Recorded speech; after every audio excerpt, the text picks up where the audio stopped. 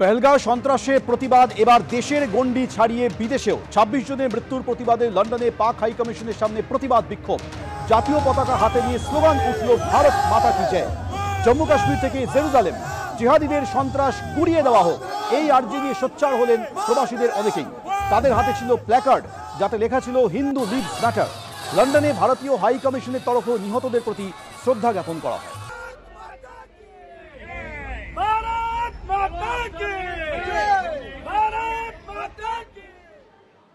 আর এবার দেখুন কতটা নির্লজ্জ দুঃখ প্রকাশ তো দূরে থাক একেবারে কুৎসিত অঙ্গভঙ্গি পাক সেনা অফিসারের দেখছেন অভিনন্দন বর্তমানের ছবি নিয়ে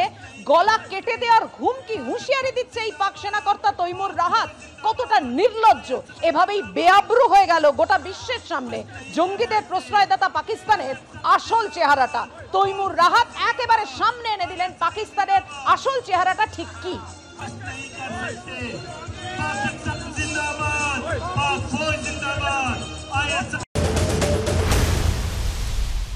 পাকিস্তানের ডিফেন্স অ্যাটাচি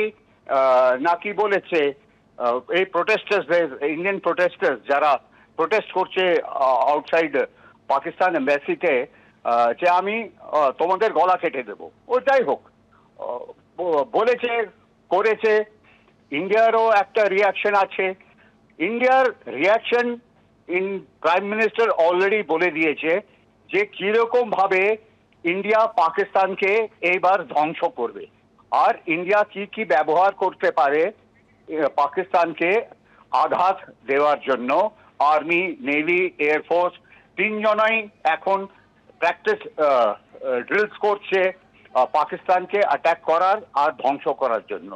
তো আমাদের একটু অপেক্ষা করতে হবে এর মধ্যে পাকিস্তান আমাদের খোঁচা দিচ্ছে এইসব ইভেন্টস করে ইন্ডিয়ার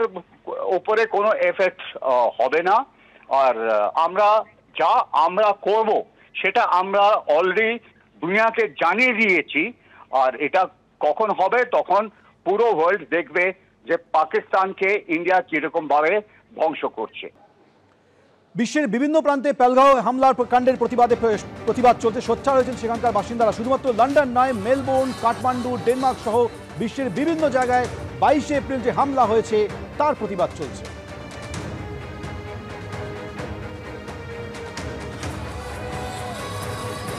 এদিকে সন্ত্রাসে মদদ দিয়ে হিন্দু নিধনের নীরব কিন্তু উল্টে আস্ফালন পাকিস্তানের ভারত কোনো হামলা চালালে জবাব দেবে পাকিস্তান সিন্ধু জল চুক্তি বাতিলের চেষ্টা চালালে পূর্ণ শক্তি দিয়ে জবাব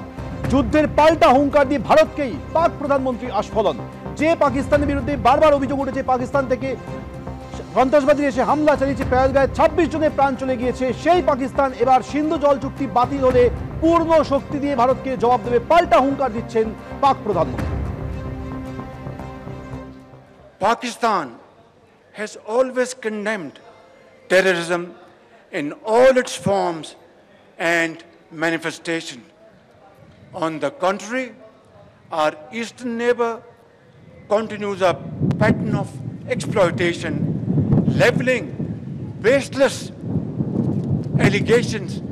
and false accusations without credible investigation or verifiable evidence. Tragedy in Pahalgam is yet another example of this perpetual blame game which Pakistan is open to participate in any neutral, transparent and credible investigation.